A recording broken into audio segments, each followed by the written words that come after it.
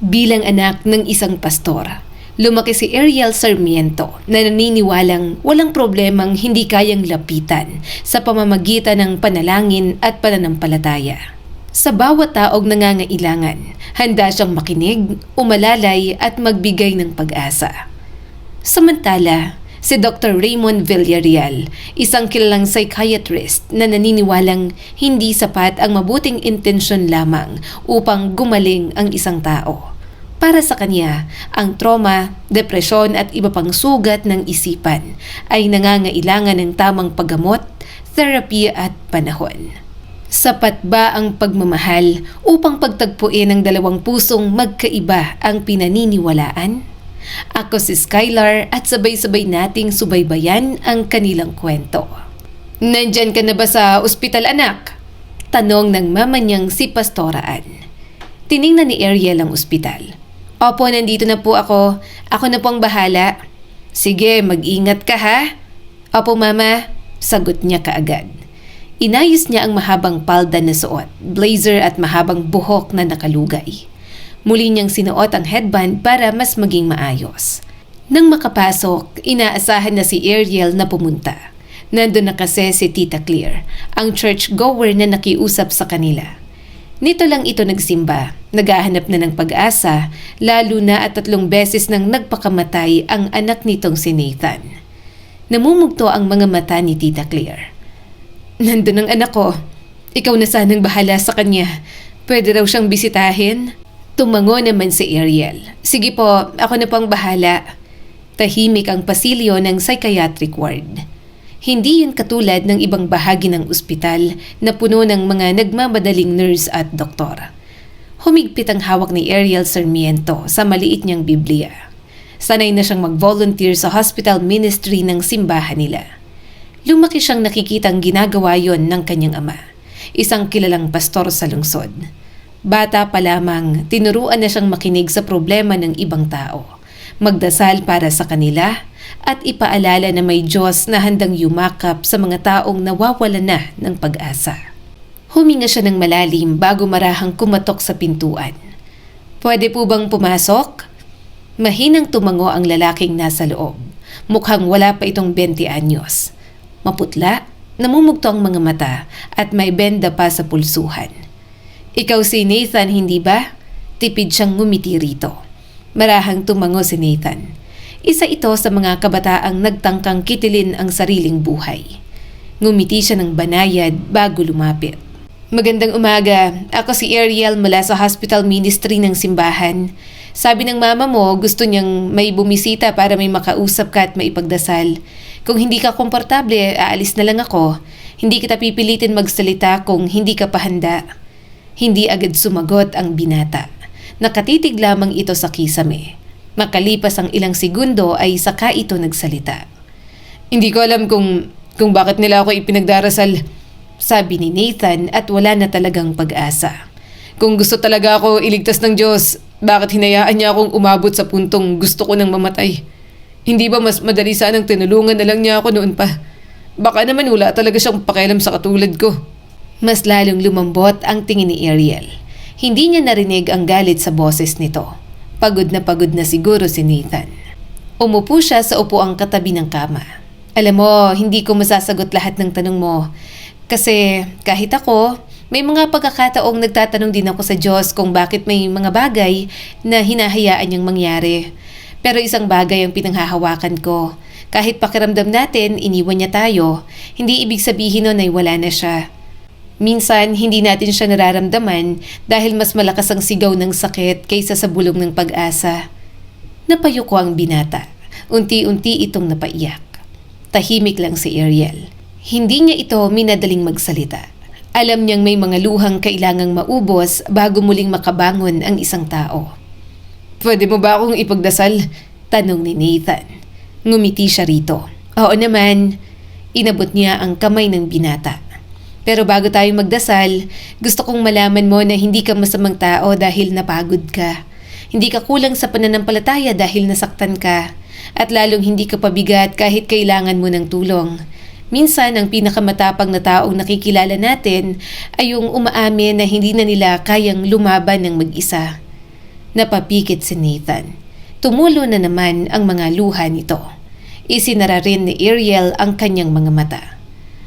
Amang nasa langit, salamat dahil kahit hindi namin nauunawaan ang lahat ng nangyayari, nanatili kang mabuti.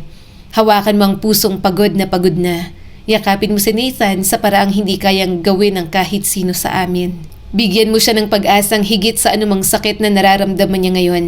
At ipaalala mo na hindi siya nag-iisa kahit pakiramdam niya iniwan na siya ng mundo. Tahimik ang buong silid.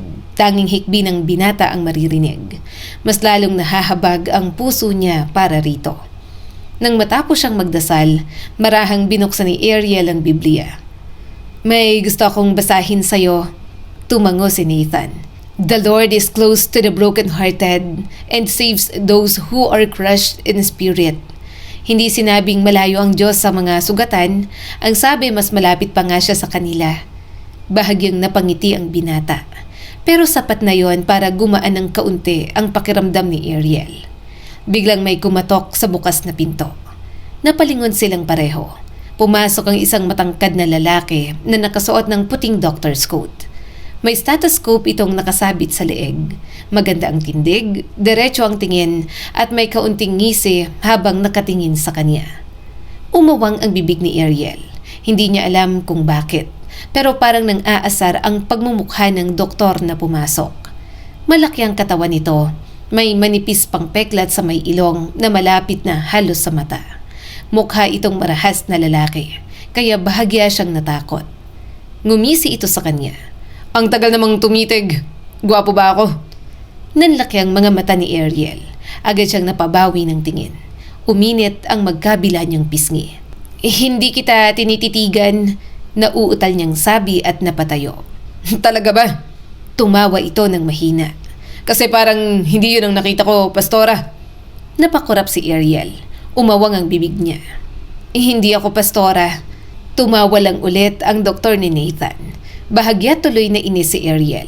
Mukhang narinig nito ang mga pinag-uusapan nila ng binata. Bakit pakiramdam niya ay pinagtatawanan siya nito? Doc Villarreal, usal ni Nathan. Napangiti ito sabay lingon ulit sa kanya. Baka hindi mo ako kilala. Sayang, ang gwapo ko pa naman. Raymond Villarreal. Wala siyang pakialam. Medyo kinakabahan siya sa presensya ni Raymond. Lumingon na lang siya kay Nathan. Lumapit sa kama si Raymond at sinuri ang chart. Good morning. Kumusta ang pakiramdam mo ngayon? Mas nakatulog ka ba kagabi? Opo, Doc. Sagot ni Nathan. Tumangot-tango si Raymond. Saglit muling tumingin sa kanya bago sa pasyente nito. May naiisip ka pa bang saktan ng sarili mo o medyo humupa ng urge simula kahapon? Mahinahong sumagot si Nathan. Habang nagsasalita ang anak ni Tita Claire, tahimik lamang si Ariel. Napansin niya ang kilos ni Raymond. Professional ito at paingat pagdating kay Nathan. Wala itong bahid ng panghuhusga. Hanggang sa marinig niya ang sumunod nitong sinabi. Napatingin si Raymond sa Bibliyang hawak niya. Nagpe-pray over ka sa kanya? Oo, anak siya ng isa sa churchgoers ng simbahan namin. Tumango lang si Raymond. Maya-may umalis na rin naman ito. Si Ariel tinapos na ang pakikipag-usap niya kay Nathan. Sa susunod, sumama ka sa mama mo na magsimba, ha? Bilin pa ni Ariel. Tumango naman si Nathan. Opo. Niyakap niya ito. Naramdaman niyang natigilan si Nathan. Gayunpaman, gumante rin ito ng yakap. Parang yun kasi ang kailangan nito na maibibigay niya agad. Nang makaalis sa silid, kinausap pa siya ni Tita Claire. Nagpasalamat ito sa kanya. Nagpasalamat din si Ariel at naglakad na palabas. Nagulat na lang siya nang may biglang nagsalita sa likod niya. Pastora? Napalingon si Ariel kay Raymond. Hindi pa nga sabi ako pastora. Humalakhak si Raymond bago isinuksok ang dalawang kamay sa bulsa ng kanyang coat. Narinig ko Ariel ang pangalan mo. So Ariel na lang. Ngumuso si Ariel. Hindi niya alam kung bakit hindi siya komportable na tawagin siya nito sa kanyang first name. O baka talagang hindi siya komportable sa kabuuan nito. Mas mukha kasi itong sanggano kaysa doktor. Napansin kong maayos kang makinig sa pasyente ko. Hindi mo siya pinilit magsalita at hinayaan mong ilabas ang nararamdaman niya. Maganda yon, sabi ni Raymond. Tiningnan niya lang ito. Kaya nagpatuloy ulit ang doktor ni Nathan. Pero nung nagsimula ka nang magsabi ng tungkol sa Diyos, naisip ko lang kung paano kung ang kausap mo ay wala nang kakayahang maniwala. What if clinical talagang depression niya at hindi kakulangan sa pananampalataya? Paano kung kailangan niya ay psychiatrist, therapy at gamot bago pa siya makabalik sa sarili niya? Humigpit ang hawak ni Ariel sa bag. Hindi niya gusto ang direksyon ng usapan. Pakiramdam niya'y hinahamon ang pinaniniwalaan niya. Mahinahon pa rin niyang sinagot ang doktor. Ha? Pinapaalala ko lang naman sa kanya na may pag-asa pa siya. Hindi ba malaking bagay din yon sa isang taong gusto ng sumuko? Napatingin si Raymond sa kanya. Walang masama sa pagbibigay ng pag-asa. Pero may problema kapag ang pag-asa ay naging kapalit ng paggamot. Bahagyang lumalalim ang paghinga ni Ariel. Hindi niya alam kung bakit tila paulit-ulit nitong ipinipilit ang bagay na hindi naman niya sinasabi. Hindi ko naman sinasabing bawal siyang magpagamot dahil lang kulang siya sa pananampalataya. Marahang sabi ni Ariel. Sandaling natahimik si Raymond. Pagkatapos ay tumingin ito sa mga nurse na dumadaan bago muling bumaling sa kanya. Really? Ariel, halos araw-araw akong may pasyenteng nagsasabing natakot silang magpatingin dahil sinabihan silang kulang lang sila sa dasal. May mga magulang na mas pinili ang prayer meeting kaysa psychiatrist. May mga kabataang mas piniling magtago ng sakit nila dahil baka sabihan silang mahina ang pananampalataya. Hindi nakapagsalita si Ariel.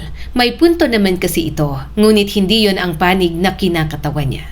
Simula bata pa lamang, namulat na siyang ang Diyos ang kailangan sa lahat. Ang Diyos ang pinakadakila at may mga ginagamit na instrumento para mapadala ang kabutihan nito sa mga taong karapat-dapat. Kaya nagugulat siya sa mga sinasabi ni Raymond. Pakiramdam ni Ariel, isa yung pag-atake sa mga bagay na lubos niyang pinaniniwalaan. Masyadong mataas ang tingin nito sa sarili, na tila nakalimutan na yatang may Diyos pang siyang dahilan ng lahat. Mahinahon siyang tumingin kay Raymond. Pero Doc, halos araw-araw din ako nakakakita ng taong nawala na ng pag-asang mabuhay. Hindi ko sila pinipigilang magpagamot. Ang ginagawa ko lang ay samahan silang huwag mawala ng pag-asa habang nagpapagamot sila. Hindi naman magkalaban ng doktor at Diyos. Magiging magkalaban lang kung iniisip mong mas mataas ka kaysa sa kanya. Bahagyang ngumisi si Raymond. Kung ganun, bakit maraming religious people ang unang nagsasabing kulang lang sa faith ang mga may depression? As I can see, mukhang isa ka sa mga yun. Humigpit ang hawak niya sa bag. Marami ring doktor ang nagsasabing wala namang kinalaman ng pananampalataya sa pagaling. Naniniwala kayo lahat sa science. Sino bang nagbigay ng karunungan sa inyo? Hindi ba't ang Diyos? Natawa na naman si Raymond. Masyado na talagang nababother si Ariel.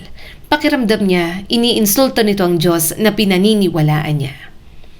Bilang psychiatrist, masasabi kong ang depresyon ay sakit. Nakakalokong sabi ni Raymond. May biological factor, trauma, chemical imbalance at environmental causes. Hindi yun basta nawawala dahil lang sa panalangin. Tumitig si Ariel dito. Hindi nagpapatalo, lalo pa at niyuyurakan nito ang paniniwala niya. Bilang Kristiyano, naniniwala akong may mga sakit na ginagamot ng doktor at may mga sugat na Diyos lang ang tunay na kayang magpagaling. Hindi ko kailanman sinabi na huwag uminom ng gamot, pero naniniwala akong may kapayapaang hindi kayang ibigay ng kahit na anong reseta. Saka ano pa ba ang gusto ninyong patunayan? Oh, easy young lady. Humakbang papalapit si Raymond at tiningnan siya ng mabuti. Ikaw, ano rin ba ang gusto mong patunayan? Napakurap siya. Hindi niya namalayang mas mataas na palang boses niya kaysa kanina. Pinalaki siyang mapagpasensya at mapag-intindi. Pero tao rin naman siyang may kakayahang mainis at magalit. Lalo na kung may taong sinusubukang gibain ang pundasyon ng pananampalataya niya. Bakit parang galit ka sa Diyos? Tanong bigla ni Ariel. Lumapit ka pa talaga para kontrahin ako. Umayos ito ng tayo. Okay, pasensya na. Nagpapapansin lang. Well, I find you pretty. Nag-init bigla ang pisngi ni Ariel. Ibig sabihin, kinokontra siya nito para makuha ang atensyon niya. Sa bagay, mukha naman ngang maharot na lalaki si Raymond. Akala yata ay bibigay siya sa kalandian nito. Kaya pala hindi ako komportable sa'yo. Ganyan palang gusto mo. Iba ka tumingin. Saad ni Ariel. Humalakhak si Raymond. Excuse me. Ikaw tong nakatingin sa akin kanina na parang ako ang pinakagwapong lalaki. Inakit mo ko. Nanlaki ang mga mata ni Ariel. Hindi kita inaakit. Tumawa lang si Raymond. Inis na inis si Ariel kaya nilagpasan niya na lang ito. Parang nasayang lang ang oras niya sa wala. Akala yata ni Raymond ay makikipaglandian siya. Eto siguro ang klase ng lalaking basta nalang nakakahanap ng babae sa bar. Napailing na lang si Ariel. Magkaiba sila ng pinanggagalingan. Magkaiba rin ang paraan ng pagtingin sa mundo. Kung may gagawin man siyang kasintahan, yung pastor na at katulad niya ng paniniwala. Subalit buong biyahe pa uwi, hindi mapakali si Ariel. Paulit-ulit na bumabalik sa isip niya ang bawat salitang binitawan ni Raymond. Bakit ba ganun ang lalaking yon?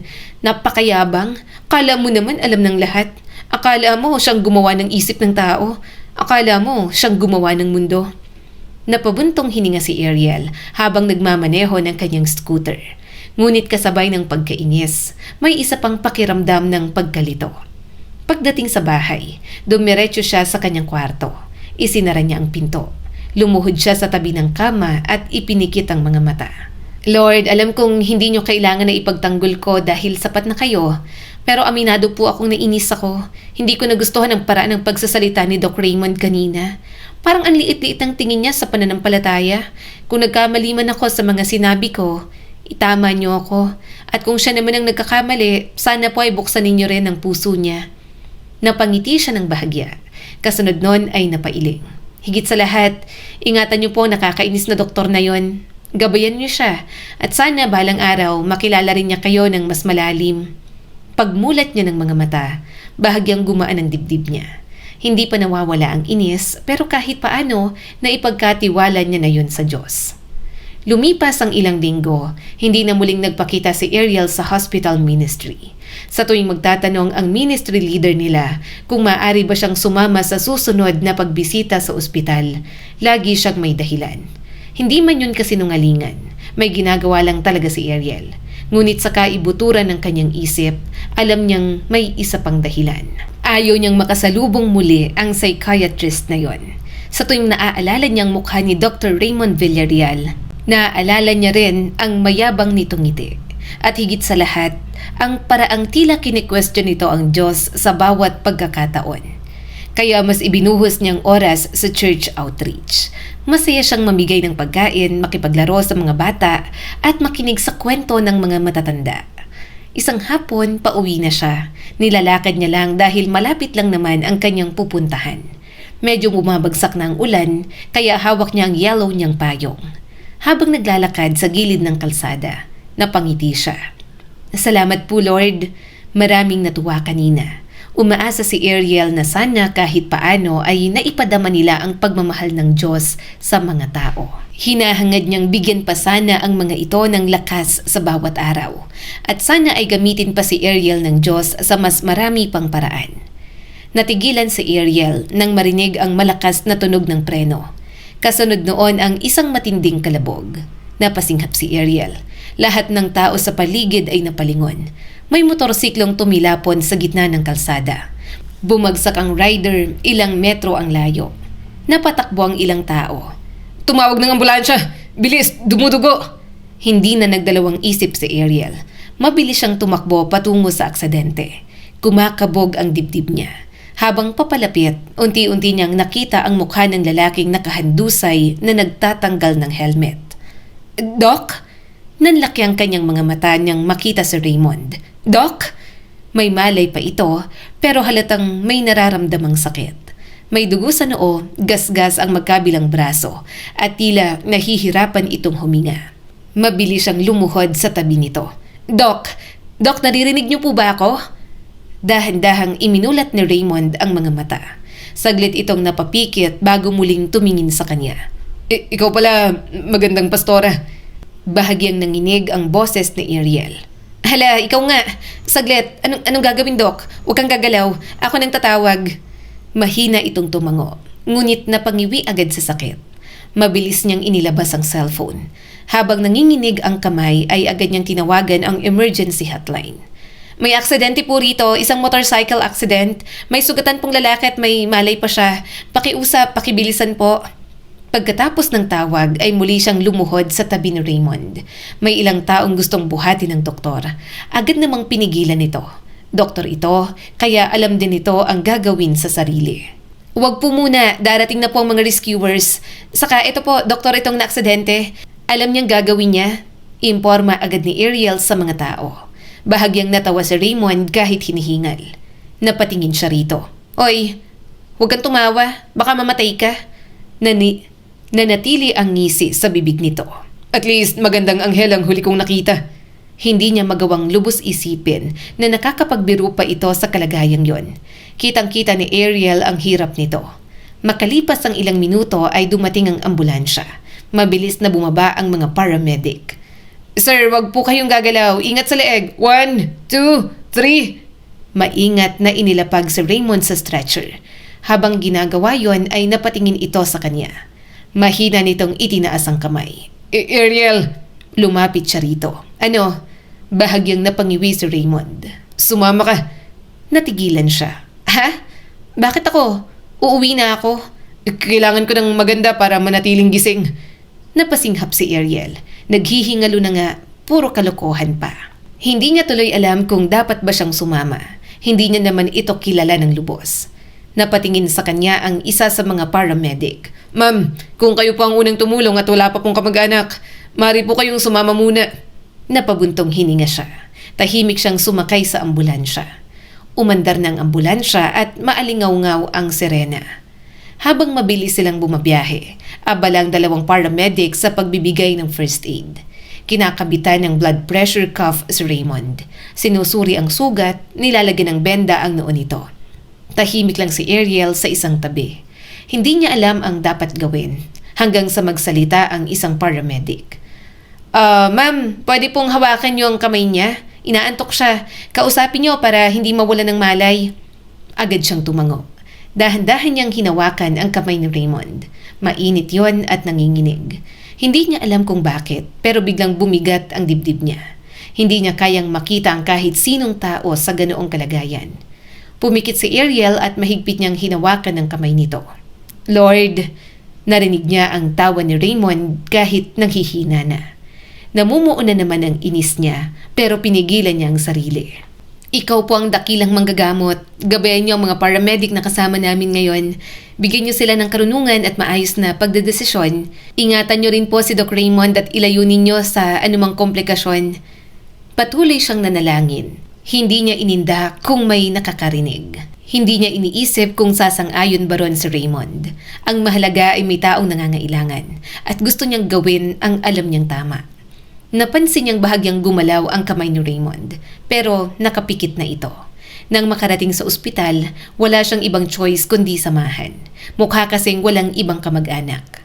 Nang magising na, mahina itong napangiti. Pagod na pagod ang mukha ni Raymond. Ngunit naroon pa rin ang pamilyar na pilyong tingin. Aba, Usal ni Raymond. Napakamot sa noo si Ariel. Ano, okay ka na? akala ko sa akin ka nagdadasal. Sa Lord mo pala. Kung may direct line ka kay Lord, pakisabi naman, bawasan niya agad ang sakit.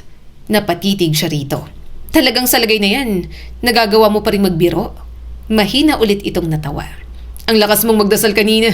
Kung namatay ba ako at pinagdadasal mo ako bago ko mamatay, diretso na ba ako sa langit? Hindi na napigilan ni Ariel ang mapasimangot. Sa halip na mang-asar, magpasalamat ka na lang sa Diyos. May awa pa rin siya sa'yo dahil buhay ka pa. Maraming taong hindi na nagigising pagkatapos ng ganitong aksidente. Muli itong natawa. Wow, natakot ako, Pastora. Gusto niya na itong hampasin. Pinigilan lang talaga ni Ariel ang sarili. Tinaas ni Ariel ang kamay kay Raymond at pumikit. Lord, bahala na po kayo sa kanya. Kaso muli na namang tumawa si Raymond, kaya tumigil na siya na ipagdasal ito. Aalis na nga ako, bulyaw ni Ariel. Humagikgik pa talaga si Raymond. Salamat, my angel. Padabog siyang tumalikod at naglakad palabas ng ospital. Umaasang yun na ang huli nilang pagkikita. Hindi niya alam na ang aksidenteng yon ang magsisimulang baguhin ang buhay nilang dalawa. Lumipas ang halos isang buwan mula nang maaksidente si Raymond Villarreal. Hindi na muling nakita ni Ariel ang doktor. Hindi naman siya mapagtanim ng galit. Naiinis lang talaga siya rito. Naiinis siya sa ugali ni Raymond, pero hindi niya kailanman hiniling na may masamang mangyari rito. Sa katunayan, ilang beses pa niya itong naisama sa gabi-gabi niyang panalangin. Siguro dahil naniniwala siyang walang taong hindi kayang baguhin ng Diyos. Pagkatapos ng choir practice noong Sabado ng hapon, nagpa siyang dumaan muna sa isang maliit na cafe malapit sa simbahan. Gusto lang niyang magpahinga. Masyadong mahaba ang naging rehearsal at gusto niyang magbasa ng ilang devotional habang umiinom ng hot chocolate. Lumapit siya sa counter. Isang hot chocolate po at isang slice ng blueberry cheesecake. Ngumiti ang cashier. 450 pesos po. Tumangon naman si Ariel at nagbayad. Habang naghihintay, lumingon siya sa paligid upang humanap ng bakanteng mesa. Nanlaki ang kanyang mga mata. Anong ginagawa niya rito? May isang lalaking nakaupo sa sulok ng cafe. May laptop, journal sa tabi at umiinom ng isang tasa ng black coffee. Nakatupi ang manggas ng polo at ang manipis na peklat sa gilid ng ilong sobrang kapansin-pansin. Parang nakaramdam ito ng titig. Dahan-dahan itong nag-angat ng ulo. Nagtagpo ang mga mata nila at unti-unting lumapad ang ngisi ng doktor. Aba, nandito ka pala, may angel, sabi ni Raymond sabay tawa. Tinitingnan mo na naman ako. Bakit? Hindi mo kayang tantanan ng kagwapuhan ko, no? Napabuntong hininga siya. Ewan ko sa'yo. Ouch naman! Hindi mo ba ako namimiss, may angel? Napakurap si Ariel at namula ang mukha. Yun ang unang beses na may makakasalamuha siyang malanding lalaki. Hindi niya talaga kinakaya. Pwede ba? Pinakita na ni Ariel na naiinis talaga siya. Huwag mo akong tawaging ganyan. Tumawa si Raymond. Alin? Nang may angel? But you're my angel. Hindi niya napigilang mapailing. Bakit ba palagi niya itong nakakasalubong? Hinihiling niyang huwag na itong makita pa. Pero palagi naman silang pinagtatagpo. Iniisip niya kung pagsubok ba yun ng Diyos sa kanya. Tinawag ng cashier ang order niya. Kinuha niya agad ang tray. Balak na sana niyang umupo, kaya lang wala siyang mahanap na bakanteng mesa. May libre pang upuan dito sa akin. Itinuro ni Raymond ang bakanteng upuan sa harapan nito. Umiling siya. Hindi na. Bakit? Wala nang bakante. Dito ka na lang. Natatakot ka ba? Agad siyang napalingon. Hindi. Bakit naman ako matatakot sa'yo?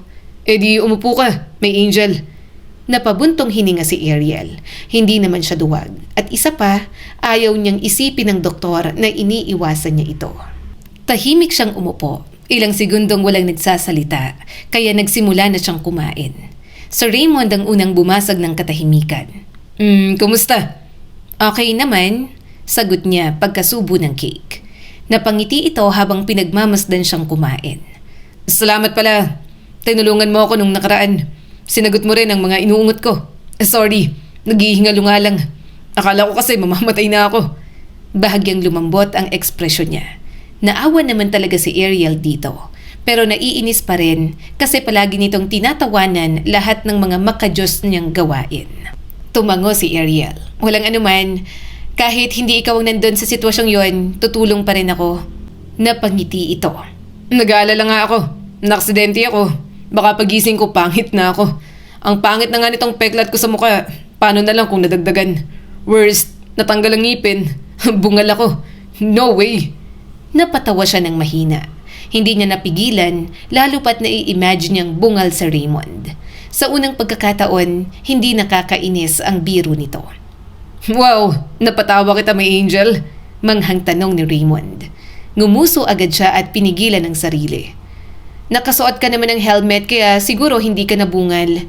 Nagpasalamat ako sa Diyos kasi ligtas ka na. Humigop ulit ng kape si Raymond. Pakisabi nga ulit sa kanya. Nasabihin mong salamat. Kung pwede, wag na niya akong ihulog ulit sa motorsiklo. Nilunok muna ni Ariel ang kinakain at uminom ng hot chocolate. Pwede namang ikaw mismo ang lumapit sa kanya at magpasalamat. Ayoko. Ikaw na lang. Mas malakas ka yata kay Lord. Siguro umakit ka sa langit. MWF? Hindi na niya napigilang mapasimangot. Sa isip ni Ariel, dalawang pagpipilian lang ang mayroon siya. Sasampalin niya ba si Raymond o aalis na lang siya? Siyempre hindi niya gagawin ang una, pero gusto niya talaga. Hindi niya maintindihan ng sarili. Napakahaba ng pasensya niya sa ibang tao. Kapag may pasaway na bata sa Sunday school, napapangiti pa rin siya. Buong tiyaga siyang nakikinig kapag may matandang paulit-ulit ang kwento. Pero kapag sa Raymond, parang may maliit na martilyong paulit-ulit na pumupukpok sa natitirang pasensya niya. Lord, patawarin niyo po ako. Hindi ko po talaga siya maintindihan. Bulong-bulong niya na lang na ikinatawa ni Raymond. Tahimik niyang ininom ang kanyang tsokolate. Pagkaraan ng ilang sandali ay nagsalita siya. Doc, bakit ba parang lagi kang nakikipagdebate tungkol sa Diyos? Hindi agad sumagot si Raymond. Sa halip ay inikot lamang nito ang tasa ng kape. Pagkatapos ay tumingin sa kanya. Curious lang.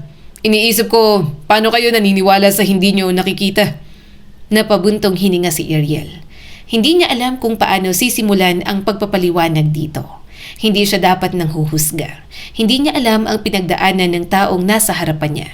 Hindi niya alam kung bakit ganun ito magsalita at anong sakit ang dala ni Raymond sa buhay. At kung may itinuro man ang ama niyang pastor sa kanya, yun ay ang huwag husgahan ng puso ng tao dahil Diyos lamang ang tunay na nakakakita rito. Doc, gusto ko sanang mag-imbita. Punta ka sa church namin para maintindihan mo kung bakit naniniwala kami sa hindi namin nakikita. Malumanay na sambit ni Ariel. Napakurap si Raymond. Church? Baka matunaw ako pagpasok. Napasimangot si Ariel. Hindi naman kita pipilitin. Kung gusto mo lang naman. Sinasabi na nga ba niya. Hindi niya ito mahihikayat magsimba. Mahirap lalo na't matatag ang paniniwala nito sa ibang bagay. Pero hindi niya inasahan ang sagot ni Raymond. Tumango naman ito. Sige. Natigilan si Ariel. Ha? Sasama ako. Magsisimba ako. Nanlaki ang mga mata ni Ariel. Hindi siya makapaniwala. Akala niya itatanggihan siya nito o aasarin na naman siya. Malawak siyang napangiti. Napangiti rin si Raymond sa kanya na nauwi lang sa tawa. Sa isip ni Ariel, isa lang ang paulit-ulit na tanong. Kung yun na ba ang simula ng pagtugon ng Diyos sa panalangin niya para kay Raymond. Nang dumating ang worship service, halos hindi makapaniwala si Ariel habang paminsan-minsan ay sumusulyap siya sa side ng mga lalaki. Nandoon kasi si Raymond, maayos ang polo at tahimik na nakaupo. Nakikinig lang ito habang nagsasalita ang papa niyang pastor. Minsan ay yumuyuko kapag nananalangin ang buong congregation. Hindi alam ni Ariel kung ano ang nararamdaman. May bahagi ng puso niyang natutuwa. Salamat Lord, talagang pumunta siya. Bulong niya pa rito. Hindi niya inaasahan na tutuparin nito ang sinabi. Akala talaga ni Ariel ay biro lang. Pero naroon sa Raymond at buong service ay wala itong ginawa para manggulo. Pagkatapos ng service ay nagsimula ng mag-uwian ng ilan. Samantalang ang mga kabilang sa cell group ay nagtungo sa isang maliit na conference room. Lumapit si Ariel kay Raymond. Doc, salamat at pumunta ka. Napalingon ito. Tapos na ba? Napangiti siya. Hindi pa. Kung hindi ka busy, sumama ka sa cell group. Pero kakain muna tayo. Iniinit lang ang mga niluto ko kanina. Ngumisi si Raymond. Ikaw ang nagluto? Sige, I'm staying. Hindi naman ako busy ngayon. Ano bang ginagawa mo sa sinasabing cell group? Sumagot naman agad si Ariel. Nag-uusap kami tungkol sa buhay, sa faith, sa mga struggles tapos nananalangin. Tumitig ito sa kanya bago magsalita.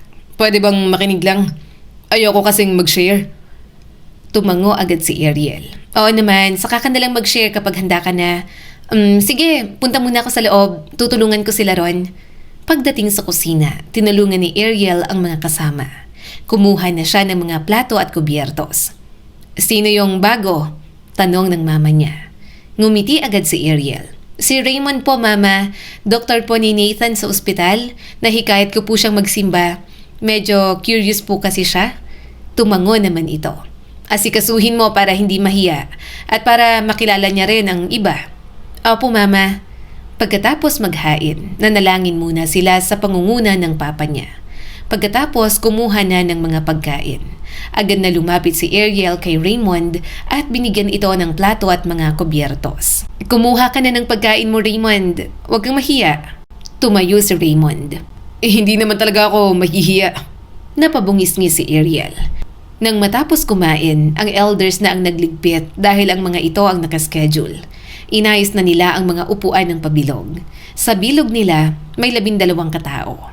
Kasama ron ang mama ni Ariel na si Pastora Ann. Sa kabilang bilog naman, yung iba at doon naman ang pastor.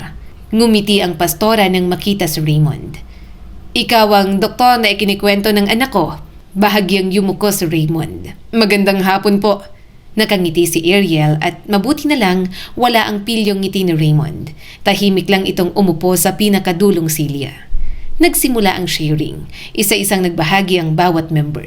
May problema sa trabaho, nahihirapang magpatawad, at nawalan ng mahal sa buhay. Tahimik lang si Raymond na nakikinig at paminsan-minsan ay tumatango. Hanggang sa dumating ang pagkakataon ng isa nilang churchmate na si Lena. Pastora, wala pa man, naluluhan na agad si Lena. Ilang buwan na po akong hirap matulog. Wala na rin po akong ganang kumain. Kahit gusto kong magtrabaho, parang wala akong lakas bumangon. Nagbabasa naman po ako ng Bible araw-araw at nagdarasal. Pero parang hindi pa rin nawawala ang bigat. Naramdaman ni Ariel ang awa. Mabait si Lena at palaging nakangiti. Ngayon lang niya ito nakitang ganoon kapagod. Mahinang ngumiti ang kanyang ina. Lena, salamat dahil naging tapat ka. Minsan may mga bagay na hindi natin kayang kontrolin, pero may mga pasaning kailangan din nating isuko sa Diyos araw-araw. Hindi madaling mag-let go ng sakit, pero habang patuloy tayong nagtitiwala sa Kanya, unti-unti niyang binibigyan ng lakas ang puso natin. Huwag mong akuin ang lahat ng problema. May Diyos na handang magdala ng mga pasanin mo. Hindi ka nag-iisa sa laban na yan. Tumulo palalo ang mga luha ni Lena. Unti-unti itong tumatango. Ngunit sa gilid ng kanyang paningin, napansin niyang seryosong-seryoso ang mukha ni Raymond. Nakatitig ito kay Lena at hindi man lang kumukurap. Marahang nagtaas ng kamay si Raymond. Pwede po ba akong magsalita? Ngumiti ang pastoraan. Siyempre naman, umawang ang bibig ni Ariel. Bakit pakiramdam niya? Hindi niya magugustuhan ang sasabihin nito. Matamang tumitingin si Raymond sa kanyang ina bago kay Lena na halata pa ring problemado. Bilang psychiatrist, gusto ko lang pong idagdag na kung ilang buwan ng hirap matulog, nawawalan ng ganang kumain at hindi na makabangon ng maayos ang isang tao. Posible pong sintomas yon ng isang mental health condition. Hindi po ibig sabihin na kulang siya sa pananampalataya. At hindi rin po sapat na sabihin magtiwala lang siya kung patuloy na lumalala ang nararamdaman niya.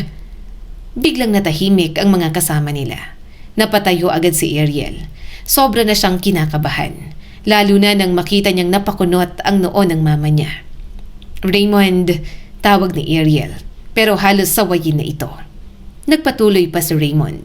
Yes, maybe malaking support ang faith ng tao. Pero may mga pagkakataon na kailangan ding magpatingin sa doktor o therapist. Gaya ng diabetes o hypertension, may mga sakit sa isip na nangangailangan ng tamang gamutan. Napansin ni Ariel ang pagbabago ng ekspresyon ng kanyang ina. Seryoso na ito at napapahinga ng malalim. Sobrang lakas ng tibok ng puso ni Ariel. Siya ang nagdala kay Raymond. Hindi niya naman inasahan na kokontra ito ng ganoon. Bukod doon, kahit isang beses sa tanang buhay niya, wala pang kumontra ng ganon sa parents niya bilang pastor at pastora. Kung may mga nakakasalamuha man silang mga non-believer, yun talagang mga walang dunong at galit talaga sa Diyos. Pero si Raymond, may dunong ito at hinuhugot sa science ang lahat ng bagay. Hindi nito sinasabing hindi ito naniniwala, pero hindi rin ito sinasabing lubos na mananampalataya. Doktor ito at mukhang alam na lahat ng bagay sa mundo na pakiramdam ni Ariel maling-mali para sa paniniwala nila na nandoon. May mga nakilala naman siyang mga doktor, pero hindi katulad ni Raymond na kumukontra. Mahinahang sumagot si Pastora Ann at nanatiling naging kalmado. Doc Raymond, salamat sa paalala. Sang-ayon ako na mahalaga ang pagpapagamot kapag kailangan. Hindi namin tinuturuan ang mga tao na iwasan ng doktor. Napatingin si Ariel sa mama niya. Hindi nga ba? Nung high school siya, itinaka siya ng kanyang ama. Huwag lang maturukan ng gamot sa anti-tigdas o kung ano-ano mang bakuna. Pakiramdam kasi ng mga ito, makamundo ang mga yon, na wala naman daw sinabi ang Diyos na kailangan nilang magpaturok ng ganon. Kaya nung high school, yung karamihan sa mga kaklase niya, may bakas ng turok ng bakuna sa braso. Si Ariel lamang ang wala. Nung una, natatawa siya sa ideyang yon. Sobrang ironic lang. Pero nang tumagal-tagal, napapagtanto na ng mga magulang niya na kailangan talaga nila ng mga doktor at gamot. Na kapag nagkakasakit sila, walang mali na magpagamot kung mapapahaba naman ang buhay, habang nananalangin pa rin.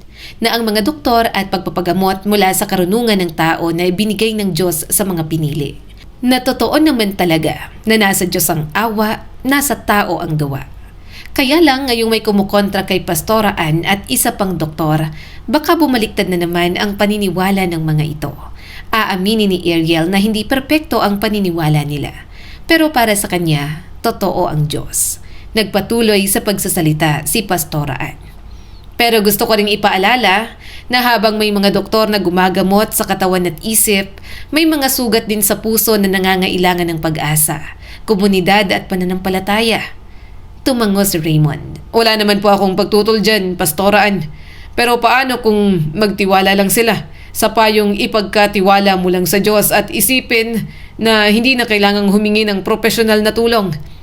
Napahigpit ang kapit ni Ariel sa kanyang Biblia. Ramdam niyang umiinit ang usapan. Gusto na niyang hilahin si Raymond palabas. Mahinahon pa ring sumagot ang kanyang ina. Pero hindi rin naman maganda kung puro pagpapagamot lang ang kailangan at isiping wala ng lugar ang Diyos sa paghilom. Siya ang nagbigay ng karunungan na mayroon tayo. Kung makakatulong sa ibang tao, instrumento lang tayo ng Diyos. Kaya sa punot dulo, sa Diyos pa rin tayo lalapit para humingi ng tulong at magpasalamat. Tahimik ang lahat. Walang gustong magsalita. Pakiramdam ni Ariel ay nahahati silang naroon. Hindi niya alam ang mararamdaman, pero naiintindihan niya ang sinasabi ni Raymond. Hindi naman talaga dapat ipagwalang bahala ang mental illness, pero naiintindihan din niya ang kanyang ina. Hindi naman ito sinasabing huwag magpagamot. Ang gusto lang nitong ipaalala ay huwag mawala ng pag-asa at pananampalataya. Tumikhim si Pastora Ann at muling nagpatuloy. Sir Raymond hindi umalis pero nanahimik na. Isa-isang nagsiuwian ang mga kasama nila. Pero nakita ni Ariel sa Raymond na kinakausap si Elena at binigyan ng calling card. Napailing na lang siya. Tahimik ang bahay nila ng gabing yon. Habang naghuhubad ng sapatos si Ariel, narinig niya ang tinig ng kanyang ina mula sa sala. "Anak, lumapit ka nga." Umupo siya sa tabi nito. "Mama?" Napabuntong hininga ang pastora. "Anak, bakit ganun ang pinasok mo sa cell group? Hindi ko inaasahang magiging ganun ang diskusyon." Napayuko siya. "Sorry po, alam ko pong ganun talaga siya. May doubt po siya sa faith na mayroon tayo. Pero palagi ko po siyang sinasama sa mga panalangin ko. Akala ko po ay nakikita niya na ang landas niya sa Diyos." Hindi niya alam kung paano ipapaliwanag si Raymond. Hindi naman ito bastos o sumigaw kanina. Pero kapag may pinaniniwalaan ito, hindi ito natatakot magsalita. Napailing ang kanyang ina. "Sana sinabi mo agad nang sa gayon nakausap natin siya ng solo lang.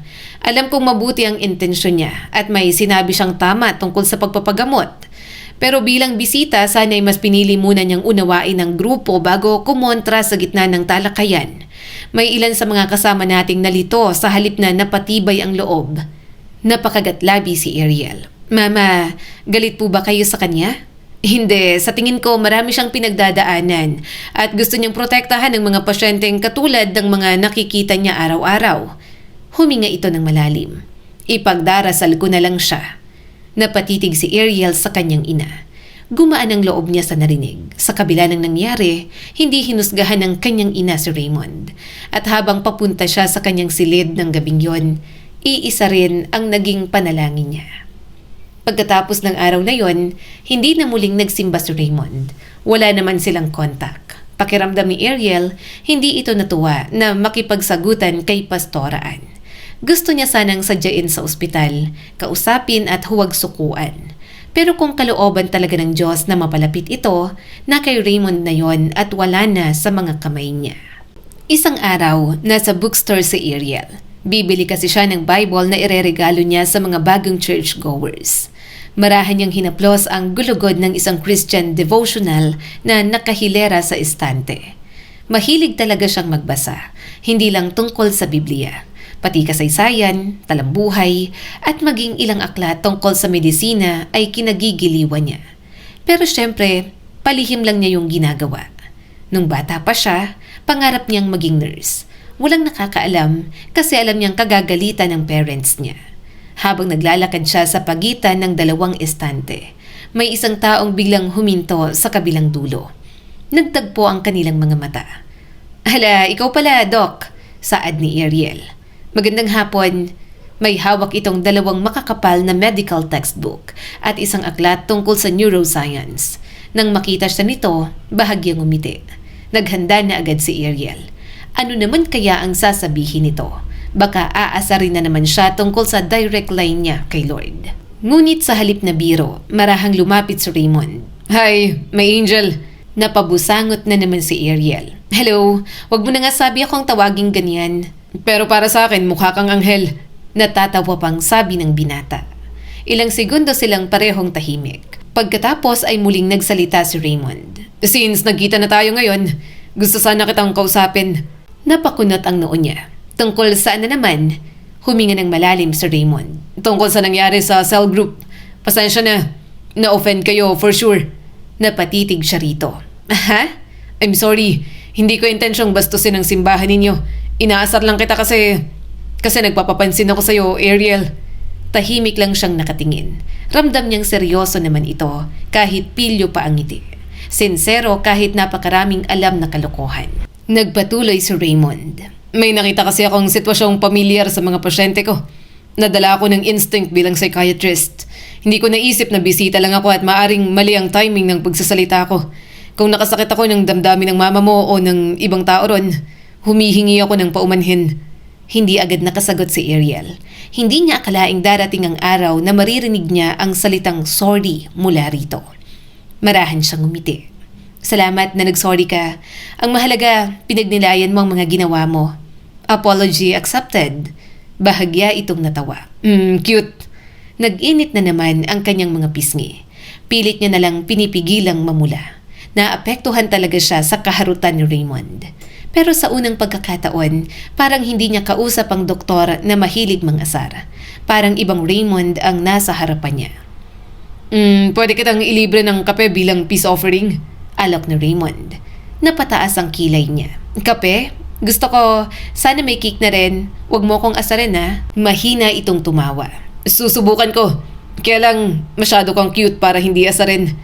Sa cafe sa ground floor ng mall nila napiling magkape. Hindi gaanong matao, pareho silang may mainit na inumin.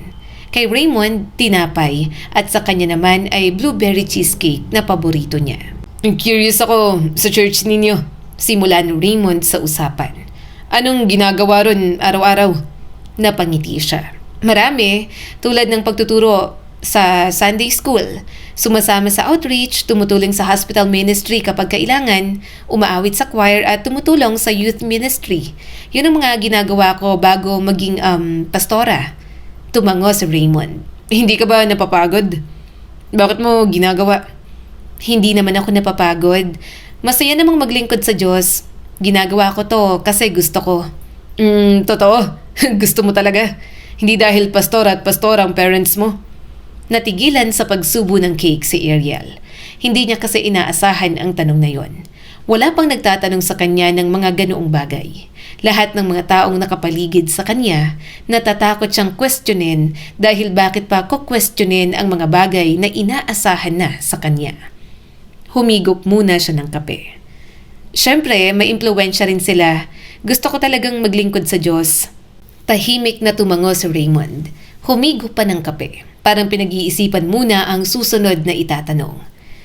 Kung hindi pastor at pastora ang parents mo, pipiliin mo pa rin bang maging pastora? Parang may kung anong kumurot sa dibdib ni Ariel. Hindi niya agad nasagot.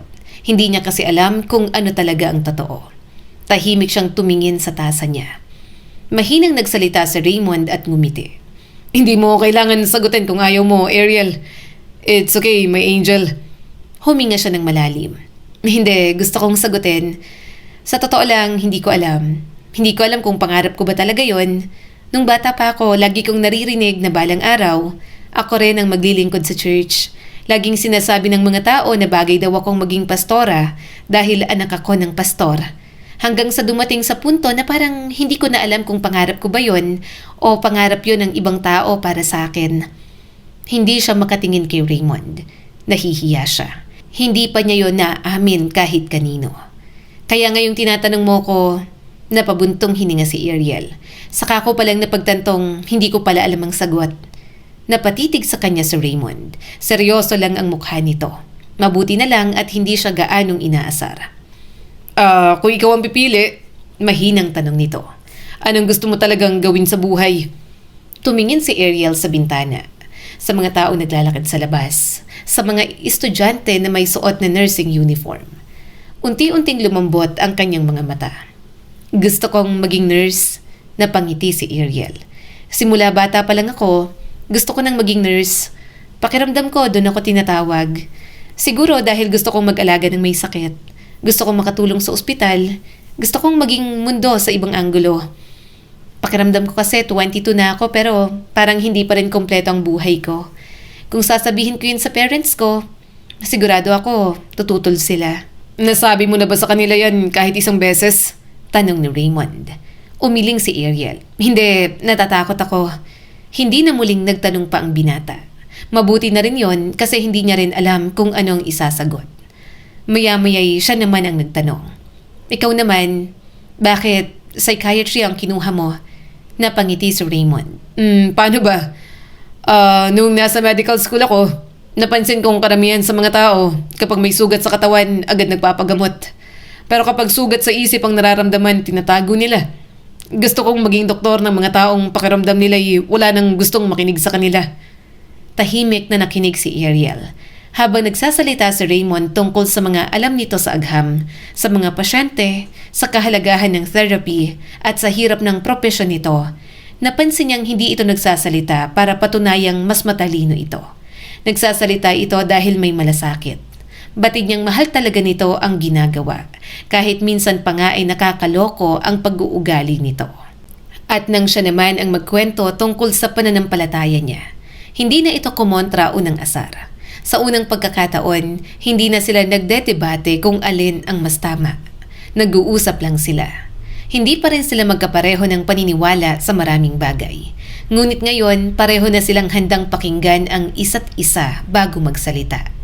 Napangiti na lang si Ariel. Mula ng huling pag-uusap nila ni Raymond, tila may unti-unting nagbago.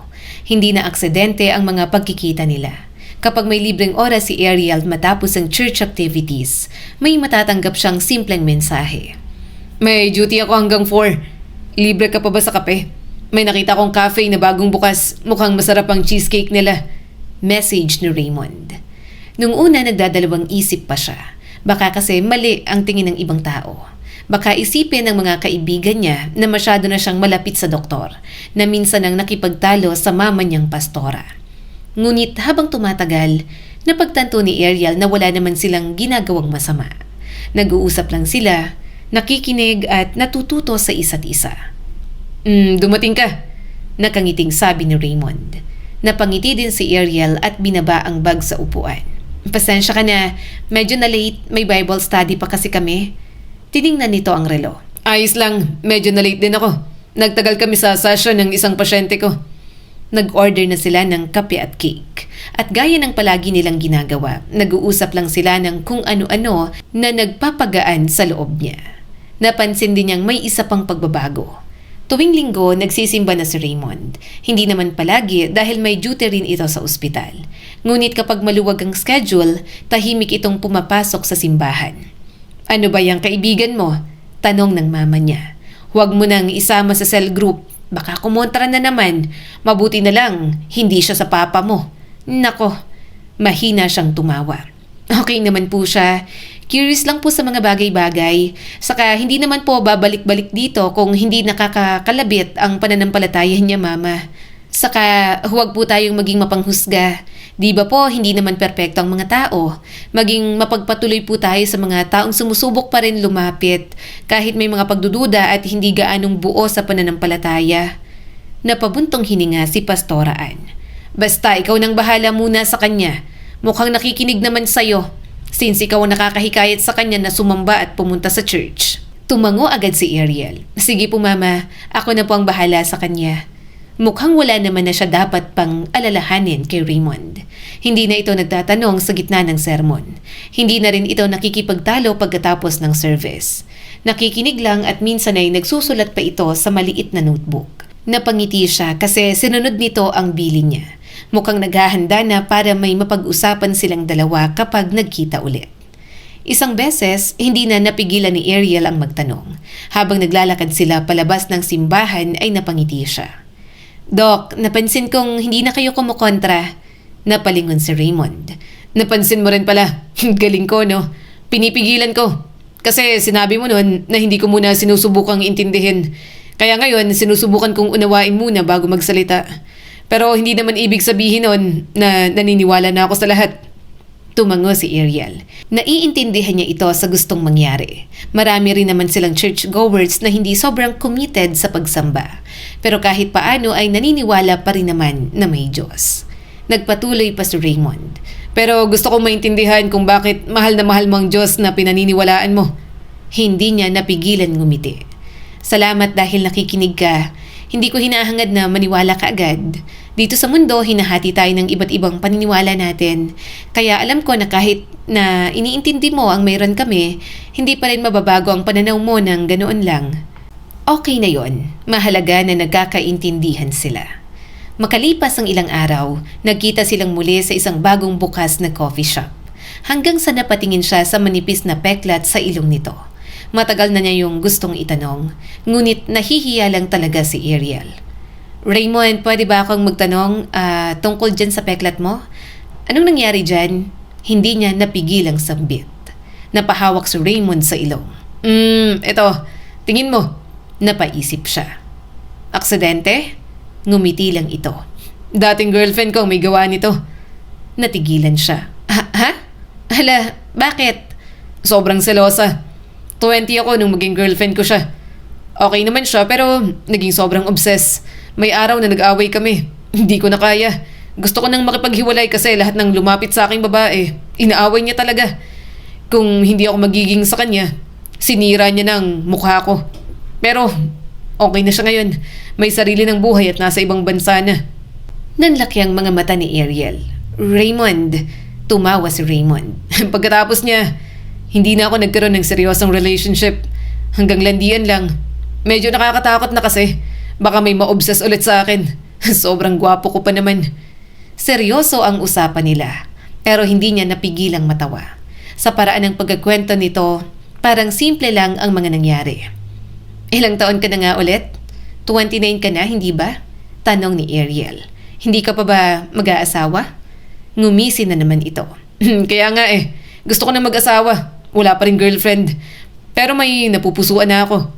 Napansin ni Ariel ang pagtitig ng binata. Dahil doon, hindi niya napigilan ang pamumula. Hindi naman siya manhid sa sariling nararamdaman. Unti-unti na siyang nahuhulog kay Raymond. Hindi siya sasama sa mga paglabas nila kung wala siyang espesyal na pagtingin. Pero hindi niya kayang aminin yon. Para kasing mali.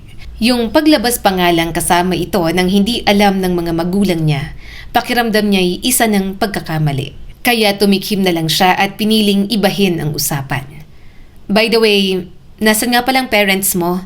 Tanong ni Ariel. Hindi agad sumagot si Raymond. Unti-unting nawala ang ngiti nito. Napansin niyo ni Ariel. Pasensya na, masyado na ba akong nangingialam? Ayos lang. Hindi lang ako nakasagot kasi matagal nang walang nagtatanong sa akin yan. Humigop itong muli ng kape. Wala na kasi sila. Namatay silang lahat sa lindol nang gumuho ang bahay namin. Wala ako nun. Nasa ibang lugar ako. Ang pamilya ko natabunan sila ng gumuho naming bahay bago pa sila makalabas. Natahimik si Ariel. Kumurot ang puso niya sa mga narinig. Hindi niya alam ang sasabihin. Pangiti-ngiti lang si Raymond pero nakikita niya ang sakit sa mga mata nito. Nagpatuloy si Raymond na may mapait na ngiti sa mga labi. 14 years old ako nun. Ako lang ang naiwan. Lumaki ako sa iba't ibang kamag-anak namin. Hanggang sa may foundation na nagpaaral sa akin. Nagsumikap ako. Naging scholar sa medical school. Ngayon, psychiatrist na. Tahimik lang siyang nakatingin dito. Hindi niya alam kung paano pa rin ito nakakayang umiti. Kung siyang nakaranas nun, baka matagal na siyang sumuko, lalo na kung wala siyang Diyos sa buhay niya. Pero isang araw, hindi naging tahimik ang bahay ng mga Sarmiento ng sumunod na linggo. Maagang nagising si Ariel dahil may mga bisita. Mula sa kanyang silid ay naririnig na niya ang masasayang tawanan ng kanyang ama't ina sa sala. Napangiti si Ariel, mukhang may dumating na naman mula sa Bicol. Pagkababa niya ng hagdan ay agad siyang sinalubong ng kanyang ina. "Anak, gising ka na pala." Tumango siya at hinawi ang buhok. "Opo mama, gising na po ako." "May taong gusto kang makita. Halika rito anak." Hindi pa man siya nakakasagot, tumayo ang isang matangkad na lalaki mula sa sofa. Simple ang pananamit, maayos ang buhok at may dala pang maliit na paper bag na mukhang pasalubong. Ngumiti ito ng magalang. Hello, Ariel. Napakurap siya. Renzo? Tumawa naman ito. Naalala mo pa pala ako. Paano niya makakalimutan? Kababata niya ito sa Bicol.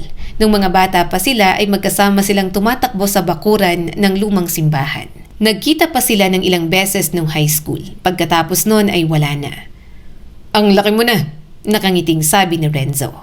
Napatawa si Ariel. Ikaw din naman, ang laki ng tinangkad mo. Masayang nagkwentuhan ng dalawa tungkol sa mga alaala nila noong bata pa. Napansin niyang hindi nagbago ang ugali ni Renzo. Mahinahon, magalang, at madaling kausap pa rin ito. Maya-maya'y ngumiti ang kanyang ama. Pastor na rin si Renzo ngayon. Napatingin siya rito. Talaga? Congratulations! Tumango si Renzo. Salamat, 2 taon na. Napatingin siya kay Pastora Ann nang magsalita ito. Maganda sana kung mas makilala pa ninyong dalawa ang isa't isa. Bahagyang natigilan si Ariel. Napatingin siya sa kanyang ama. Ngumiti rin ito. Pareho kayong lumaki sa simbahan. Pareho kayong may puso sa paglilingkod. At panahon na rin sigurong isipin mo ang tungkol sa pag-aasawa, Ariel. Parang may bumara sa lalamunan ni Ariel. Hindi niya alam kung ano ang isasagot. Hindi siya handa. Mas lalo na dahil may isang mukha ang kusang pumasok sa isip niya. At walang iba kundi si Raymond. Lumipas ang ilang araw. Dumating ang linggo, suot ni Ariel ang kanyang simpleng puting bestida habang nakatayo sa gilid ng entablado kasama ang choir. Habang tumutugtog ang opening music, hindi niya napigilang sumulyap sa mga upuan ng congregation. Hindi niya nakita si Raymond. Unti-unting nalungkot ang kanyang puso. Siguro may duty o baka hindi na talaga siya babalik. Pinagalitan niya ang sarili. Hindi siya dapat umasa. Maya-maya'y nagsimula ang awitan. Habang umaawit siya ay pilit niyang binabalik ang isip sa Diyos. Ngunit sa kalagitnaan ng unang awit, may isang pamilyar na figura ang tahimik na pumasok sa likod ng simbahan. Nakapolo, may dalang maliit na notebook at kapansin-pansin ang peklat sa ilong. Hindi niya napigilang mapangiti nang makita si Raymond. Napansin niyang dumiretso ito sa dati nitong inuupuan. Natapos ang worship service. Abala si Ariel sa pakikipag-usap sa ilang member ng choir. Hindi niya agad nalapitan si Raymond. Bago pa siya makaalis ay lumapit si Renzo. Tulungan na kitang magligpit. Ngumiti siya rito. Maraming salamat, Renzo. Habang nag-aayos sila, may isang churchmate na napangiti sa kanilang dalawa. Nako, bagay na bagay talaga kayo. Bahagyang nahiya si Ariel. Ate naman, pareho namang mababait. Pareho pang anak ng pastor. Perfect na perfect. Napakamot si Renzo sa bato. Mukha rin itong nailang. Napalingon si Ariel at doon niya nakita si Raymond. Nakatayo lamang ito sa di kalayuan. Tahimik at walang ekspresyon. Ilang segundo silang nagkatitigan. Pagkatapos, bahagya itong napailing. Tumalikod at naglakad palabas ng simbahan. Nanikip ang dibdib ni Ariel. Doc, gusto niya itong sundan. Gusto niyang ipaliwanag ang nakita nito. Ngunit may mga batang lumapit sa kanya. Marami siyang kailangang asikasuhin. Hahanapin siya ni Pastora Ann kapag hindi niya yun nagawa. Napapikit na lang si Ariel. Hindi siya makaalis. Kinagabihan, hindi siya mapakali. Paulit-ulit niyang binabasa ang isang text message niya kay Raymond. Doc, pasensya na kanina. Kaibigan ko lang si Renzo. Kababata ko siya. Wala pong ibang ibig sabihin. Matagal bago dumating ang sagot nito. Pwede ba tayong mag-usap? Napatayo agad si Ariel. Mabilis na nag-reply. Nasaan po kayo? Malapit sa inyo, sa kabilang street. Nanlaki ang kanyang mga mata. Tahimik siyang lumabas ng bahay upang hindi magising ang kanyang mga magulang. Malamig ang simoy ng hangin. Sa dulo ng kalye may isang motorsiklong nakaparada at may lalaking nakasandal doon. Habang tumatakbo palapit, mas lalo niyang natatanaw na si Raymond iyon. Tahimik siyang lumapit. Bakit nandito ka? Napatingin ito sa kanya. Gusto kitang makita, my angel. Huminto siya sa harap nito. Bakit? Tipid itong napangiti. Ikaw ang dapat kong tanungin. Bakit ka nagpapaliwanag? Bakit pumunta ka agad dito nang sinabi ko? Natigilan si Ariel. Hindi niya agad nasagot dahil yun din ang tanong niya sa sarili. Bakit nga ba? Mahina siyang nagsalita. Kasi nakita ko yung reaction mo kanina. Tumawa si Raymond pero umiwas naman ang tingin. Nasaktan ako, may angel. Nanlaki ang kanyang mga mata. Bakit? Ano bang nakasakit sa'yo? Diretso siyang tiningnan ng doktor na unti-unti niya na talagang nagugustuhan. Dahil nagsiselos ako. Nagsiselos ako, Ariel. Paano na yan? Anong gagawin ko ngayon sa nararamdaman ko? Nung una nagsisimba lang ako dahil gusto kitang makita. Napakurap siya. Pero habang tumatagal, gusto ko na rin maintindihan ng Diyos na mahal mo. Napalunok si Ariel. Doc, sa simula pa lang, ikaw naman talagang dahilan kung bakit sasamba ako. Pero ayaw mo akong maging ganun, hindi ba? Huminga ng malalim si Raymond bago muling nagpatuloy. Pero hindi ko may tatangging ikaw ang dahilan kung bakit binigyan ko ng pagkakataon ng sarili ko na pumasok sa simbahan. Wala akong maipapangako magiging katulad agad ng pananampalataya mo. Pero igagalang ko yun, Ariel. Naramdaman ni Ariel ang pag-init ng kanyang mga mata. Napangiti siya rito. Sir Renzo, kaibigan lang siya. Simpleng kababata ko sa Bicol at wala akong gusto sa kanya. Napabuntong hininga si Raymond at mahinang tumawa. Salamat naman kung ganun. Ariel, mahalaga ka sa akin at gusto kita. Hindi na niya napigilan ang sarili. Ako rin, Raymond, mahalaga ka rin sa akin at gusto rin kita. Unti-unting lumapit si Raymond. Huminto muna ito sa harap niya. Pwede ka bang halikan? Napasinghap si Ariel. Pero mahina pa rin tumango. Dahan-dahang hinawakan ni Raymond ang kanyang mga kamay. At saka siya marahang hinalikan. Nang maghiwalay sila'y niyakap siya nito ng mahigpit. Basta huwag ka nang magpareto sa iba. Ungot ni Raymond. Napatawa siya sa gitna ng kanyang pag-iyak. Hindi ganun kasimple yon. Napakamot pa ito. Hindi pa ako kasing tibay ng pananampalataya mo. Pero igagalang ko ang paniniwala mo. Hindi kita pipiliting magbago. Huwag mo lang din akong pilitin magbago. Ang hiling ko lang, samahan mo akong matutong maging mas mabuting tao. May angel, ikutusan mo ako kapag sumusobra na. Mahina na lang tumawa si Ariel. Hindi naging madali ang pagiging kasintahan ni Raymond. Sa katunayan, mas naging mahirap pa. Kung dati ay nakikita lang sila ng hindi sinasadya, ngayon ay sinasadya na nilang humanap ng oras para sa isa't isa. Minsan ay pagkatapos ng duty ni Raymond o matapos ang choir practice ni Ariel. Talagang naghahanap ng palusot si Ariel. At kung pareho silang abala, kahit 30 minutong magkape lamang ay sapat na. Ngunit may isang bagay na hindi nagbago. Lihim pa rin ang relasyon nila. Walang nakakaalam. Sa bawat pagkakataong magkasama sila, palagi silang pumipili ng lugar na malayo sa simbahan o malayo rin sa ospital. Ayaw ni Ariel na may makakita sa kanila. Hindi dahil nahihiya siya kay Raymond, kundi dahil natatakot siya sa maaaring mangyari kapag nalaman ng kanyang pamilya. Isang gabi, magkatabi silang nakaupo sa isang maliit na parke na halos wala ng tao. Raymond, tawag ni Ariel sa kasintahan. Huminga siya ng malalim. Hanggang kailan tayo ganito? Napalingon ito sa kanya. Ikaw ang makakasagot niyan. Ikaw lang naman ang hinihintay ko. Napababa ang tingin ni Ariel. Hindi ko kaya. Alam mo naman, natatakot ako sa parents ko. Kilala mo sila. Alam kong gusto nila para sa akin na pastor ang mapangasawa ko. At alam kong kapag nalaman nilang ikaw ang boyfriend ko na minsang nakipagtalo pa sa mama ko, hindi ko alam ang mangyayari. Ilang sandali ring hindi nagsalita si Raymond. Pagkatapos ay marahan itong hinawakan ng kamay niya. Ariel, 22 ka na. Hindi ka na bata. Mahalagang opinyon ng parents mo. At dapat silang igalang. Pero iba ang paggalang sa pagpapasya. Ang buhay na bubuin mo balang araw, ikaw ang mabubuhay at hindi sila.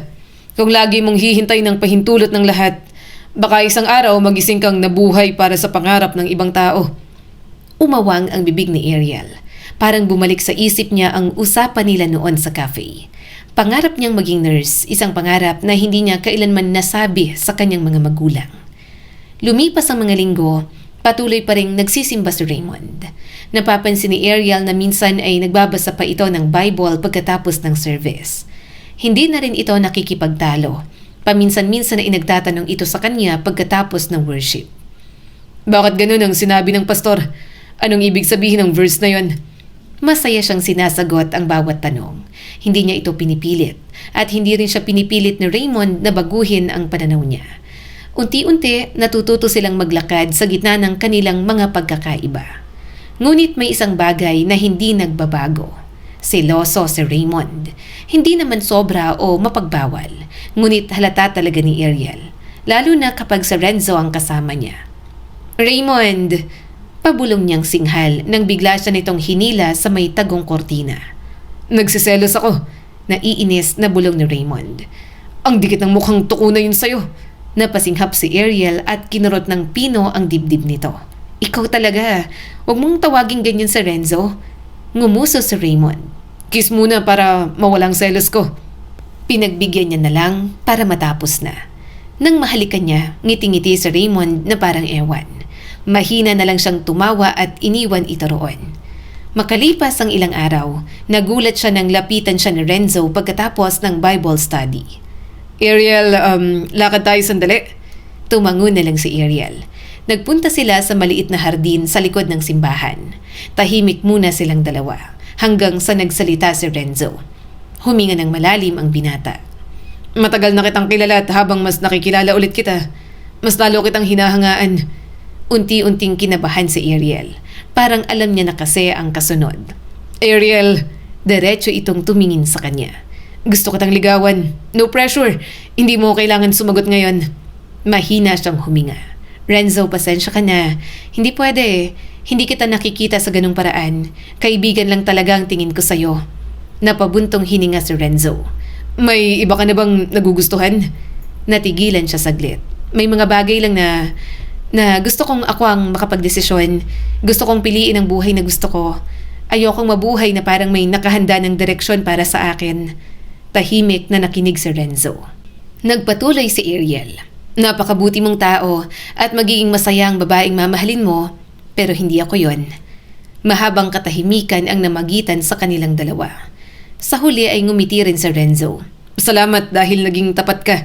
Naramdaman ni Ariel ang paggaan ng dibdib niya.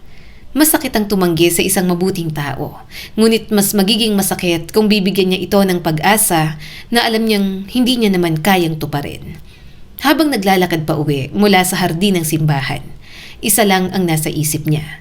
Hindi na niya kayang itanggi sa sarili kung sino ang pinili ng puso niya. At alam niyang darating ang araw na kailangan na rin niyang ipaglaban ang piniling yon. Kahit pa ang pinakamahirap na haharapin niya ay hindi ang buong mundo, kundi ang sarili niyang pamilya. Ariel! Tawag ni Pastora Ann pagkatapos kumain. Napatingin siya rito. Bakit po, Mama? Totoo bang tinanggihan mo si Renzo? Napababa siya ng tingin. Opo. Kumunot ang noo ng kanyang ama. Bakit naman? Mabuting lalaki si Renzo. Pastor na si Renzo at inaasahan ng lahat na kayo talaga hanggang sa huli. Huminga siya ng malalim. Ayaw na niyang magsinungaling. Hindi niya na kaya. Dahil may boyfriend na po ako, parehong natigilan ang kanyang mga magulang. Ano? Napakurap ang kanyang ama. Boyfriend? Tumango siya. Opo, boyfriend ko po si Raymond. Nanlaki ang mga mata ng kanyang ina. Sinasabi ko na nga ba? Yung psychiatrist, yung nakipagtalo sa akin sa cell group. Tahimik ang kanyang ama. Napapikit ito, samantalang ang kanyang ina ay napailing. Bakit siya? At bakit hindi mo sinabi sa amin, Ariel? Hindi niya agad nasagot. Mahal niya si Raymond, may kabutihan ng kasintahan niya. Nakita niyang pusong hindi nakita ng iba. Pero alam niyang hindi sapat ang mga salitang yon. Hindi. Umiling si Pastora Ann. Hindi ko maintindihan bakit siya. Napakaraming mabubuting binata sa simbahan. At si Renzo ay pastor na. Ikaw ang inaasahan naming susunod sa ministeryo. Kung magiging pastora ka, natural lamang na pastor din ang mapangasawa mo. Mahigpit na magkahawak ang mga kamay ni Ariel. Mama, Papa, ayoko pong maging pastora. Ano ang sinabi mo? Bulyaw ng kanyang ina. Inipo ni Ariel ang lahat ng lakas ng loob. Ayoko pong maging pastora. Mahal ko po ang Diyos, totoo yon. Mahal ko rin po ang simbahan. Hindi ko po yun itatanggi, pero pakiramdam ko hindi ako tinatawag para maging pastora. Matagal ko na pong gustong sabihin itong nararamdaman ko. Natatakot lang ako. Gusto kong maging nurse. Nanlaki ang mga mata ng kanyang ama. Nurse! Opo, gusto kong mag-aral. Gusto kong magtrabaho sa ospital. Gusto kong tumulong sa mga pasyente. Napapikit si Ariel at tumulo na ang mga luha. Hindi ibig sabihin no na iiwan ko ang Diyos. Pwede pa rin naman akong maglingkod at hindi lang bilang pastora na inaasahan ninyo. Mahabang katahimikan ng namayani. Pakiramdam niya ay wala nang humihinga. Hanggang sa marahan siyang tiningnan ng kanyang ina. Halatang nasaktan si Pastora Ann sa kanyang mga sinabi. Akala ko, naiintindihan mo ang pangarap namin para sa'yo. Puno ng hinanakit na sabi nito. Napaluha si Ariel. Naiintindihan ko naman po pero hindi ko po yun pangarap. Tumayo ang kanyang ina. Hindi ito sumigaw, ngunit ang bawat salitang lumabas dito ay mabigat. Kung pipiliin mong talikuran ang landas na inihanda namin, wala na kaming magagawa. Napaluha siya. Mama, pero hindi namin kayang suportahan ang desisyon na yan. Namumuhi kami sa ganyang gawain. Umiiyak na rin, nasabi ng mama niya. Tahimik siyang tumayo. Kung yun po ang kailangan, aalis na lang po ako. Pasensya na po, Papa. Mama, kung nabigo ko po kayo. Napailing ang kanyang ama. Tahimik siyang umakyat sa kanyang silid. Inilagay ang ilang damit sa isang maliit na bag. Habang isinasara niya ang zipper ay tuluyan ng tumulo ang kanyang mga luha. Hindi niya akalaing darating ang araw na kailangan niyang mamili. Halos hindi niya namalayan nakarating siya sa bahay ni Raymond. Pagkabukas pa lamang ng pinto ay nakita agad siya nito. Nanlaki ang mga mata ng boyfriend niya. Ariel? Hindi na siya nakapagsalita. Tumulo na lang ang kanyang mga luha. Mabilis itong lumapit. Anong nangyari? Hindi niya naitago ang hikbi. Umalis ako kasi ayaw nilang suportahan sa gusto ko. Hindi nila tanggap, disappointed sila sa akin at sinabi ko ng totoo. Hindi na nagtanong pa si Raymond. Mahigpit siyang niyakap nito. At sa sandaling yun lang ang kailangan niya. Nang medyo kumalma na si Ariel ay pinapasok siya ni Raymond sa loob ng bahay. Simple lamang ang bahay ng kanyang boyfriend.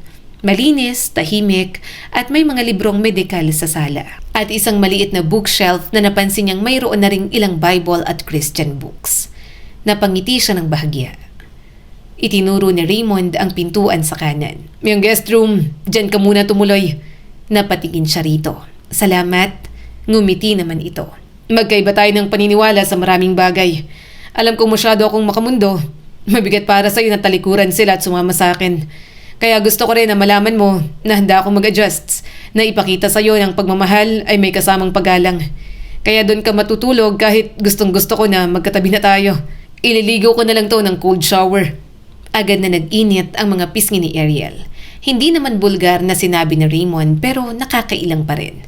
Hanggang sa ikasal tayo. Napakamot ito sa ulo. Kung darating man tayo ron, kahit boyfriend-girlfriend tayo, hindi ko sisirain ang paniniwalang mahalaga sa'yo. Nakasal muna bagong bakbakan. Mas lalo siyang napaluha habang tumatawa. Tumakbo siya rito at mahigpit na niyakap. Kinabukasan, habang magkasama silang nag-aalmusal, may inilabas na maliit na kahon sa Raymond. Napakunot ang noo ni Ariel. Ano to? Tumikhim ang boyfriend niya na mukhang kinakabahan. Buksan mo. Dahan-dahan niya yung binuksan. Isang simpleng singsing ang nandoon. Nanlaki ang kanyang mga mata. Raymond, marahan itong isinuot ang singsing sa daliri niya. Matagal ko nang binili yan. Hindi ko alam kung paano magpo-propose sa'yo. Ngayon nandito ka, mas naglakas ako ng loob na ibigay sa'yo to. Ngayon kasama mo na ako, huwag mo nang itago ang mga pangarap mo. Napuno ng luha ang kanyang mga mata. Napangiti ito at hinaplos ang mukha niya. Gusto mong maging nurse? Mag-aaral ka. Gusto mong gumawa ng sarili mong landas? Gawin mo. Hindi ko kayang alisin ang sakit na nararamdaman mo ngayon, pero habang magkasama tayo, gusto kong maramdaman mong may isang taong naniniwala na kaya mong maging kung sino talaga ang nais mong maging. Napangiti si Ariel habang mahigpit na hinahawakan ng singsing. Nakaramdam siya ng pag-asa. May taong hindi siya hinihingan na maging iba at tinutulungan pa siyang maging tunay na sarili niya. Lumipas ang mga buwan, unti-unting natutunan ni Ariel na mabuhay nang wala sa bahay na kinalakihan niya. Hindi naging madali ang simula. May mga gabing naiiyak pa rin siya dahil namimiss niya ang kanyang mga magulang. May mga pagkakataon na napapaisip siya kung tama ba ang naging desisyon niya. Ngunit sa tuwing nakikita niya ang simpleng ngiti ni Raymond, habang ipinaghahanda siya nito ng almusal bago pumasok sa klase, unti-unting gumagaan ang kanyang loob. Hindi siya pinilit ni Raymond na talikuran ang kanyang pananampalataya. Sa halip, mas lalo pa itong naging maingat na igalang ang mga paniniwalang mahalaga sa kanya. Tuwing linggo, patuloy pa rin siyang nagsisimba. Sa ibang simbahan muna sila dumadalo. Hindi dahil gusto niyang talikuran ang kinalakihan niya, kundi dahil kailangan pa nilang bigyan ng panahon ang sugat na naiwan sa pagitan nila ng kanyang mga magulang. May mga tanong pa rin si Raymond, may mga bahagi pa rin hindi nito lubos na nauunawaan. Ngunit hindi na ito nakikipagtalo.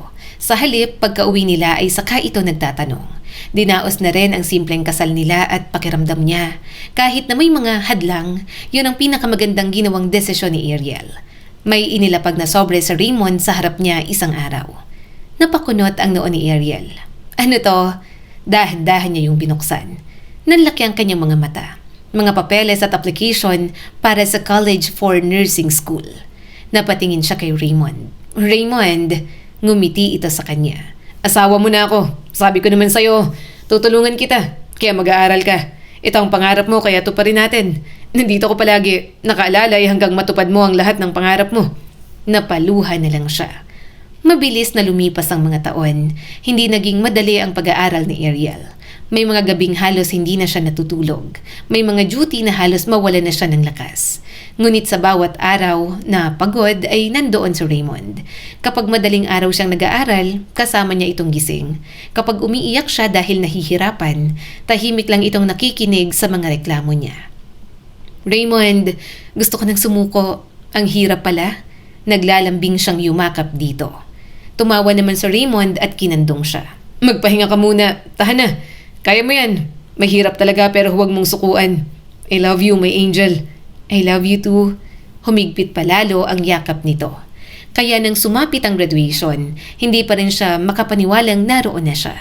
Nakita niya agad si Raymond. Nakatayo ito at may hawak na bouquet ng puting lilies. My angel, congratulations! Bati nito. Agad siyang napatalon at yumakap kay Raymond. Nakagraduate na ako? Tawang-tawang asawa niya na binuhat na siya para hindi magpabitin-bitin. Yes, my angel. Ang galing mo. I love you. Pero mamaya na to. May surprise ako sa'yo. Binaba siya ni Raymond. Inayos nito ang tumaas niyang toga. At sa pagkakataong yun, may narinig siyang pamilyar na boses. Ariel! Tawag ng papa niya. Unti-unti siyang napalingon. Nanlaki ang kanyang mga mata nang makita ang parents niya. Mama! Papa! Lumapit ang kanyang ina. Matagal siyang pinagmasdan. Pagkatapos ay marahang hinawakan ng kanyang mukha. Ang ganda mo naman. Tuluyan ang tumulo ang mga luha ni Ariel. Pasensya na po. Umiling ang kanyang ina. Hindi. Kami ang humihingi ng tawad. Naging mataas ang pride namin. Nahirapan kaming tanggapin pero nagtiyaga sa amin ang asawa mo. Nakiusap siya sa amin na pumunta kami sa graduation mo kasi magiging masaya ka. Ayaw pa rin namin dyan. Napangiti si Ariel kay Raymond. Napakamot na lang ito sa ulo at natawa. Huminga ng malalim ang kanyang ama at niyakap din siya. Akala namin, iisa lang ang paraan ng paglilingkod sa Diyos. Tama ka, hindi lahat ng tinatawag ng Diyos ay tinatawag maging pastor at pastora. Hindi ka nawala sa Diyos at yun ang pinakamahalaga. Humarap ang kanyang ama kay Raymond. Salamat! Nagulat si Raymond. Sa ano po? Dahil hindi mo siya inilayo sa Diyos. Napangiti si Raymond at tumingin sa kanya. Hindi ko po gagawin yun. Kontento po ang asawa ko sa kung ano ako, kaya kontento rin po ako sa kung ano siya. Hindi niyo ako katulad na sobrang makajos pero alam ko sa sarili ko na hindi ko aalisin sa paniniwalang yan ng asawa ko. Lumipas pang ilang buwan, muli silang nagsimba sa simbahan kung saan siya lumaki. Mas magaan ang lahat, wala ng galit at wala ng sama ng loob. Pagkatapos ng worship service ay magkatabi silang naglalakad palabas na mag-asawa. Napatingin siya kay Raymond. Anong iniisip mo? Napangiti ito. Masaya ako kasi masaya ka. Napahawak siya sa kamay ni Raymond. Salamat. Dahil hindi mo ako pinili para baguhin ako, kundi para tulungan akong maging ako kung sino talaga ako. Huminto si Raymond at mahina nitong hinalikan ng noo niya. Ariel, hindi man tayo pareho sa lahat ng paniniwala. Pero pareho tayong gustong magmahal at pareho nating gustong tumulong sa kapwa. Kaya kahit medyo demonyong tingin sa akin ni Pastora Ann kapag kinukontra ko siya, okay lang sa'yo. Malakas siyang tumawa sa sinabi ng asawa niya. Nung una, inakala niyang kailangan niyang mamili sa pagitan ng Diyos, ng pangarap at ng pag-ibig. Ngunit natutunan niyang hindi pala ganun. Maaring mahalin ng Diyos ng tapat habang tinutupad ang sariling bukasyon. Maaring magmahal ng taong may ibang pananaw habang patuloy na nag-uusap at may respeto sa isa't isa. Hindi naging perpekto ang naging paglalakbay nila. Ngunit marahil hindi naman talaga perpektong kwento ang sukatan ng isang masayang wakas.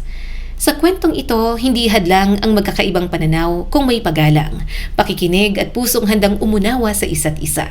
Ang tunay na pananampalataya ay hindi lang nasusukat sa titulong hawak natin, kundi sa pagmamahal natin sa Diyos at sa kabutihang ginagawa natin sa kapwa. Maging matapang tayong sundin ang landas na inilaan para sa atin, sapagkat ang mga pangarap na may pananampalataya at mabuting layunin ay maaaring magbigay ng pag-asa, hindi lamang sa ating sarili, kundi pati na rin sa iba. Muli ako si Skylar at sana ay may bago na naman kayong natutunan sa kwento natin ngayon.